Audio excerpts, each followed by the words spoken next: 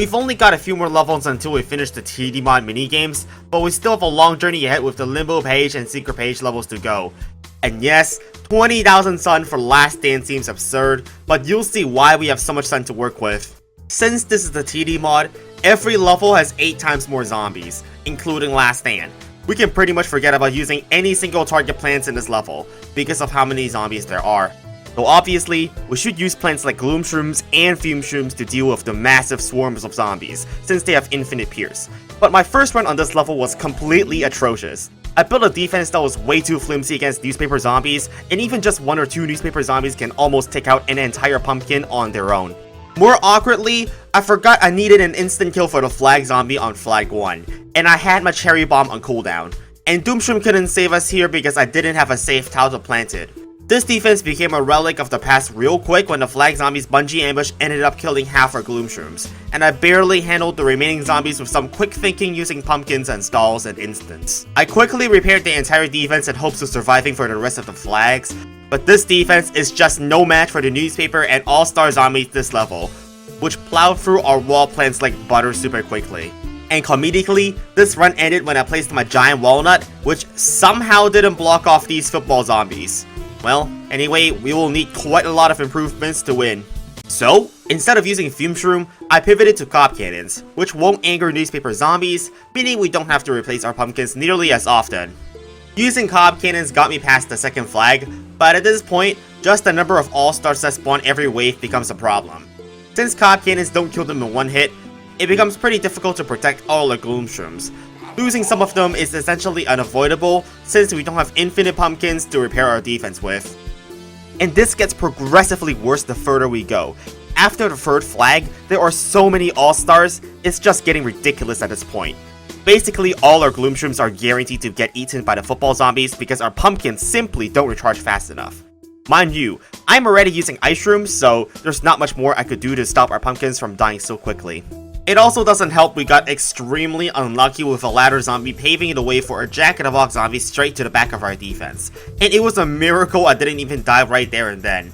I'm certainly f***ed though, because I only have 750 sun left and there's still an entire flag to beat. I tried my very best to beat the level with what I had left, but the all-stars had already caused far too much structural damage for me to survive any longer, and I couldn't possibly afford any more defense, so while this attempt was a big improvement, still not good enough. Over the next few attempts, I tried to make minor improvements to my defense to inch out enough of an advantage to beat the level. I first moved the Gloom Shrooms on the side lanes 1 column backwards to get slightly more damage output on the side lanes. But shocker, that wasn't enough to push us over the edge to beat the level, as that change doesn't nearly add enough damage for us to not lose our entire defense to football zombies later on still. And then Jack-in-the-Box zombies came in and completely wiped out the remainder of our Gloom Shrooms, which meant certain death for us. I then tried replacing the 2 middle Ice Shrooms with Doom Shrooms so I could deal with any infiltrating football zombies more easily when my pumpkins are dead as an insurance policy. But then an enraged ladder zombie spawned on a lane with no wall plants, so we still lost. Among the many things I tried, I also tested different wall plants, such as using walnut instead of pumpkin since it's cheaper and recharges faster. But this switch actually makes things worse since we now can't rely on Gloom Shrooms to deal with pole vaulters. The extra walnuts we stacked up early also didn't help against the football zombies and were probably counterproductive as well. But of all the things I tried, this was by far the most jarring plant choice, Imitator Coffee Bean. On first glance, this just seems completely stupid, but it's actually more useful than you may think, since we get into sticky situations quite often against football zombies. Having a whole extra Doom Shroom 5 seconds earlier is actually what makes the difference a lot of times, since you don't necessarily know whether you're screwed or not until you really know it and need that extra Doom Shroom right there and then to save our defense from total death. But all of that talk didn't even matter in this attempt because I messed up my lily pad timing against this golden dolphin rider and lost all my defense anyway. And after several more attempts, I finally developed the winning strategy, which utilizes walnuts placed up to the 6th column and Imitator Coffee Bean. Having walnuts up to the 6th column precisely allows us to halt the football zombies in a space where our cop shot can hit both the incoming wave and damage the football zombies at the same time, dealing with both pole vaulters and footballs at the same time for maximum value. And when our walnut lines start to break down in the later waves, the damaged football zombies will be easily taken out by our Gloom Shrooms that are parked safely in the back. Plus, we have a double insurance policy with 2 coffee beans on standby at all times to make sure nothing bad happens. When flags come, we can utilize both Ice Shroom and Doom Shroom at the same time to make double sure that no Jack-in-the-Box or ladder zombies can screw us over. And this stupid looking strategy using Imitator Coffee Bean actually worked out at the end.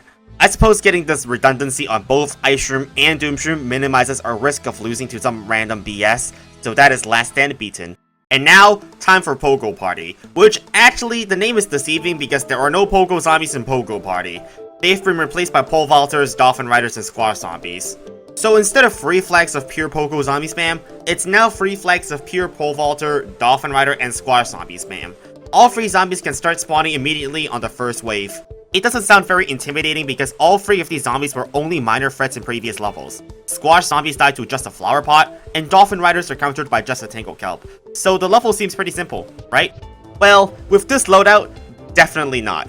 I went with Cob Cannon, inadvertently forgetting about the glitch where Cob Cannons only hit 2 lanes sometimes on roof levels, which is actually pretty consequential since we would need an extra Cob shot to defend every wave when considering the glitch. That one Pole Vaulter, which didn't die in lane 3 because of the glitch, went on to leap into the back of our defense and subsequently destroyed 3 of our Cob Cannons.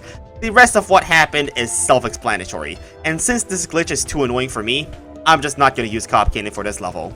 And I wanted to try Fume Shroom this level anyway. Theoretically, we can easily counter all the Dolphin Riders by just planting a lily pad every wave to force them to jump, then let Fume Shrooms clean up afterwards. Then, we could just use Flower Pots in every lane to proc all the Squash Zombies, and obviously Pole Vaulters just died to Fume Shrooms pretty quickly. Then add 4 layers of insurance in the form of double Ice Shroom, Doom Shroom, and Blover. Surely this is foolproof, right? What ruins the strategy is the 50% rule in Plants vs Zombies, which is the rule that dictates when a new wave is sent. Either after 25 to 31 seconds after the previous wave, or when we deal 50% of the current wave's hit points, which makes it essentially guaranteed we haven't killed all the Squash Zombies from the previous wave when the next wave is sent. As long as there are a couple of blue Squash Zombies in the new wave, they will overlap with the existing Squash Zombies, and then we cannot defend using just Flower Pots, since we won't have enough of them in time, destroying our defense no matter what. Hence, just using Flower Pots to counter Squash Zombies does not work, so we're actually forced to find a way to kill some of the Squash Zombies with sheer force. Now, you can probably see why this level isn't as easy as it sounds on paper. By the second flag, only 1 Twin Sunflower left and 200 stun in the bank. Guess I don't have to explain why this is most definitely a failed attempt. The most obvious way to kill Squash Zombies is with Gloom Shrooms. We just have to time our Ice Shroom to freeze the Squash Zombies when they're close, and Gloom Shroom's high damage will kill them outright very quickly. But it's also obviously ineffective, since Ice Shroom doesn't recharge fast enough for us to use it every wave, and if we don't have Ice Shroom, then we're still cooked like how we were previously. Plus, this setup is vulnerable to Pole Vaulters as we need Gloom Shrooms to defend them, so that's another problem we can't ignore. I switched to Imitator Doom Shroom instead, since Ice Shroom only affects 1 wave, whereas Doom Shroom can clear 2 waves at once. But I was unskilled and ended up in a situation where all 3 Ice Shroom, Doom Shroom, and Imitator Doom Shroom were on cooldown, so I screwed myself over. That wasn't even what ended the run though. Wait, what? No! What the heck? It went for the mower? Are you kidding me right now? But the deadliest threat isn't any of the zombies, but the relentless pressure that leads to actual brain damage. I'll show you exactly what I mean. Losing 2 Fume Shrooms doesn't seem that much of a problem financially, but before we can even repair that, the next wave is already here. Okay, so I gotta use the Doom Shroom right now. Okay, I also have to use Gravebuster. Actually, I need to slow these zombies down too, so I can deal with them. Never mind, I have to deal with Dolphin Riders. Okay, I'll just Doom Shroom again because I can't deal with everything right now. Gravebuster again, replant a Sunflower, again another Fume Shroom because I need to repair, deal with this blue Squash Zombie, gotta deal with these Dolphin Riders. Where can I plant a Blover? Okay, like right here is fine. Deal with the Squash Zombie, okay, Netmarine, I cannot deal with the Squash Zombie. Okay, new wave already. I'ma just go back to another Fume Shroom. Okay, now I need to deal with this blue Squash Zombie again. Okay, try to slow him down too. Never mind, I have to deal with Dolphin Riders. Actually, I can't deal with them. Okay, I need to freeze them, I guess. Where can I plant an Ice Shroom? Okay, now, how do I kill them? Yeah, let's do Gloom Shroom. I need more Sunflowers. Wait, actually, next wave is already here.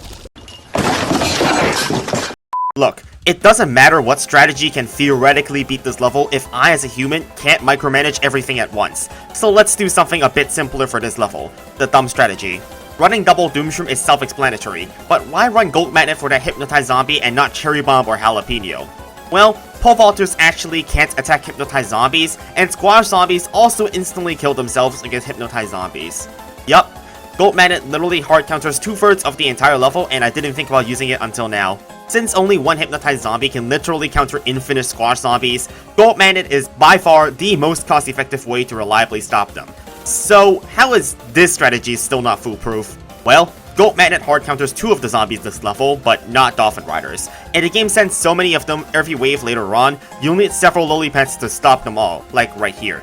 Even 3 lily pads weren't enough, and we had to use our pole cleaner. But since Gold Magnet doesn't recharge fast enough for us to cover all the ground lanes at once, we'll need to selectively sacrifice some of our roof cleaners later on, which should be a reliable strategy if it weren't for how some roof cleaners sometimes don't kill all the zombies they touch for whatever reason. The glitch did make for a pretty funny loss here though, because it appears that we have died to literal air.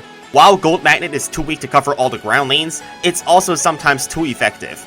If we kill the squash zombies from each wave too quickly, then there's more squash zombies spawn sooner, which also die extremely quickly, causing so many seizures in a short period of time, we essentially get locked out from playing the game. And since I couldn't dig up the flower pots in the way of pole vaulters, they jumped right into our chimney. Just incredible.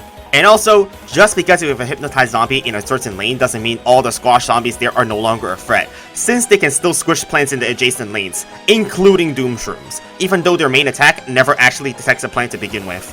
Because of all these problems combined, I could not find a way to get through this level for many more attempts. I either died to a pole vaulter, or had too many seizures happen at the same time that prevented me from making the play I needed to save myself. I did have one attempt where I made it to the final wave, but I couldn't beat it since I didn't have enough sun to deal with all the Dolphin Riders. But after 2 hours of attempts, I finally made a significant breakthrough that allowed me to beat the level, and ironically, it doesn't even involve using Gold Magnet.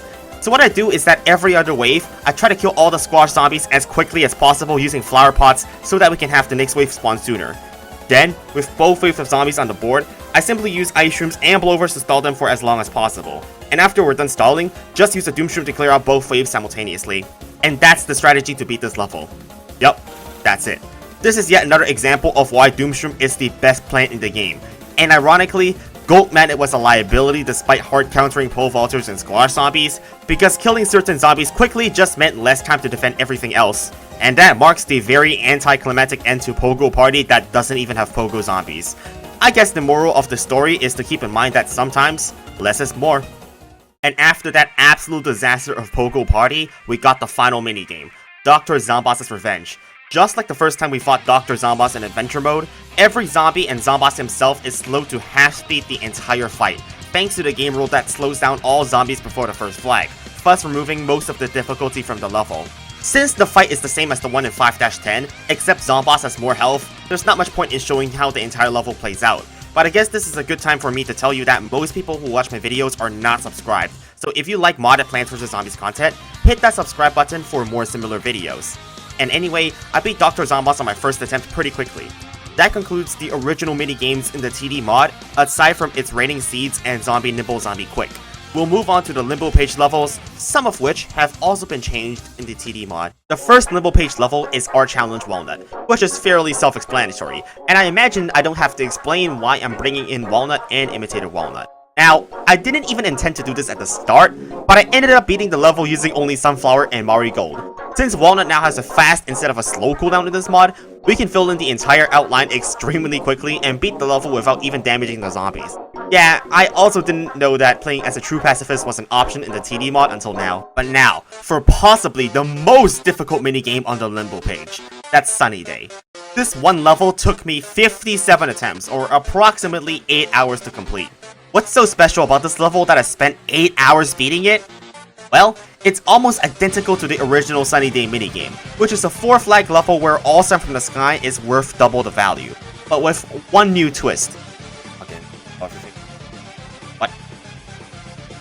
You are not valuing the plants anymore, you cannot plant? Wait, what? What? What the heck? What? Yeah, the game doesn't exactly explain why we get completely locked out of planting new plants if the in-game text pop up. I had to do some experimentation to figure out what the condition was, and I found that this level's main gimmick is that if we have more than 20 plants on the lawn at once, then we can no longer plant for the rest of the level. You heard that right, 20 plants only for a 4-flag level. How is I gonna make this possible? Well, keep watching to find out. Everyone's first thought when looking at this level is to obviously use upgrade plants. More space efficient plants mean higher overall output, but there's a small caveat that if you plant an upgrade plant while you have 20 plants on the lawn, it actually counts as a 21st plant and locks you from planting. Oh, but there are plenty more strange instances of how the 20 plant limit applies. For some reason, Imitator counts as 2 plants, so if you have 19 other plants on the lawn, then you get locked out of planting as well. So, what strategies are even usable here? I mean, 20 plants? That's like almost nothing. If you think about it this way, we barely managed to beat the original game using only 1 column, and 20 plants is equivalent to 4 columns, and there are 8 times more zombies in the TD mod. We got some pretty big problems here. Even Gloomshroom won't be efficient enough since each pumpkin also individually counts as another plant. With 10 out of 20 used on Gloomshrooms, then 4 more for Fume Shrooms to defend Pole Vultures, we only have 6 left for Instants and Sunflowers, which simply isn't enough. So, is the strategy to ditch DPS plants for the dumb strategy which doesn't utilize more than 20 plants on a lawn at once? Well, definitely not, because we would have to spend more than 1 Doomshroom per wave if we wanted to defend football zombies, since the giant variant still tanks 2 instants after its helmet is removed by Magnashroom, meaning we will most definitely not have enough Doomshrooms to take them down. All we can do with the dumb strategy is actually just sit and watch as they run right through our defense. As for Gatling Peas, ignore that we can't plant anything, but focus on the football zombie in lane 2. We have a repeater, a Gatling Pea, and a Torchwood, and all of that can't even defend against 1 regular football zombie. So we're definitely cooked in the later waves when they send several football zombies at once. With only 20 plants, the dumb strategy, Gloomshrooms, and Gatling Peas all won't even make it past the second flag, so it's pretty obvious we can only choose Cob Cannon. I was originally pretty skeptical of it, since the only way to defend Jack-in-the-Box zombies would have to be to activate an Ice Shroom right as a wave gets sent, to freeze them in place so we can hit them with a Cob Shot. This also means we're forced to run Imitator Ice Shroom since we need to have at least 1 Ice Shroom every wave. Without Imitator Cob Cannon to help build up our early defenses, we will severely lack the damage needed to deal with giant football zombies for quite some time, which can be detrimental. And also, since the new wave always spawns after we use Doomshroom, we won't have our Coffee Bean back in time for an Ice Shroom before the next wave of Jack-in-the-Box zombies come in. Not freezing them in place is not an option unless you want to play God and predict which lanes they'll be coming in with a pre-fired Cob Cannon shot. All it takes is 1 mistake to ruin the entire run. You could try and save the run by rebuilding your Cob Cannons gradually and surviving off an absolutely minimal amount of Cob Cannons. But usually, that's not at all possible since all it takes is like 2 more Jack-in-the-Box zombies to spawn 2 waves later, and since you've got no more Cob shots left to fire, you're cooked. That's why this level was so incredibly difficult. The only way you can beat this level is literally playing perfectly for 40 waves straight, timing all your ice streams correctly, not missing a single Cob shot. The number of things that can be a problem is also astounding. Kill too many zombies too quickly, then you'll accidentally trigger the 50% rule.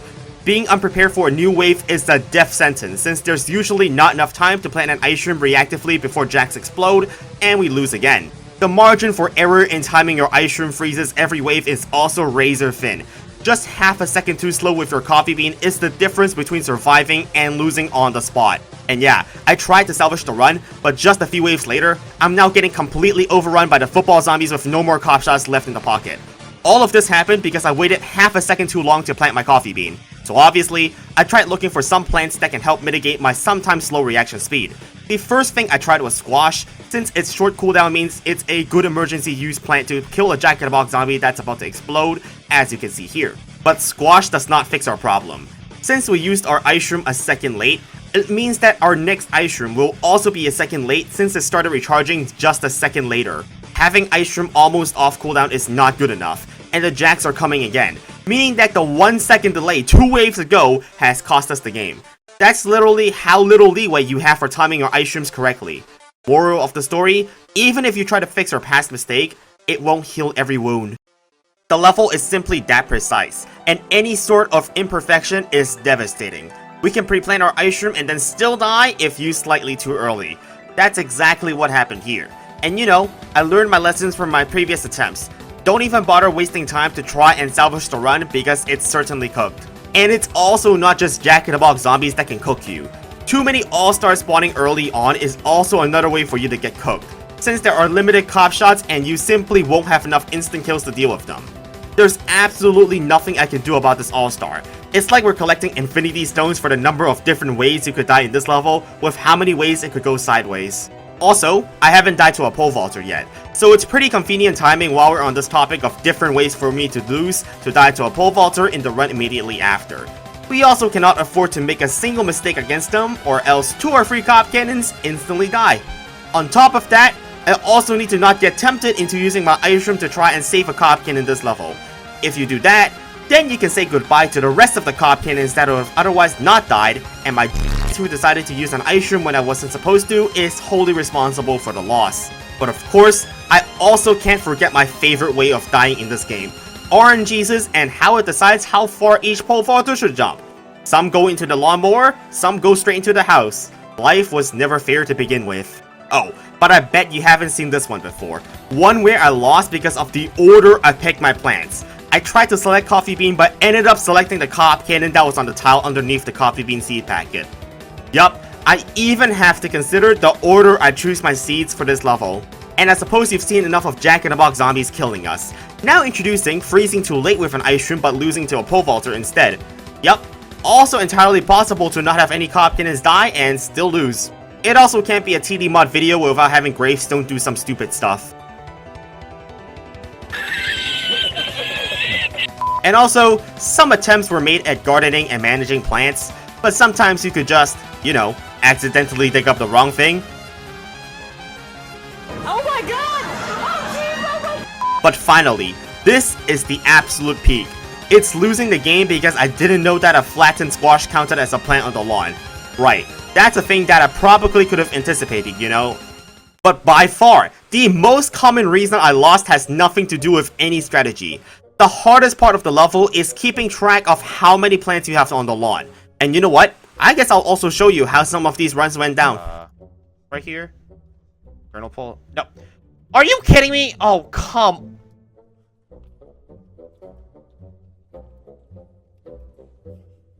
Did I? Are you kidding? Play around. Wait. Are you? Okay, well, that was, alright, you guys didn't see anything.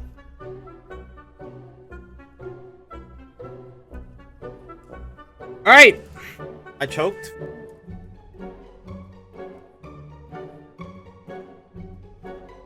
I didn't wait for the squash to disappear.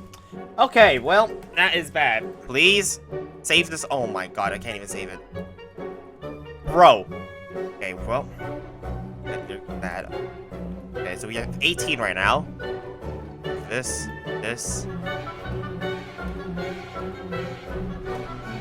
Alright, I'm just stupid, I guess. All is fine.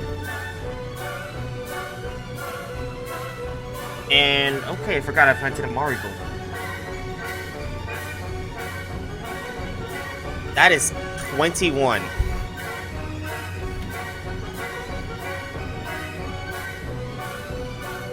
Okay. I forgot to count the Grave Buster. I was like, oh, there's a plant open here, I can plant a Doomshire. Nope. Okay, that was... Okay. 1, 2, 3... Oh, because the coffee bean counted as one plant. Oh my...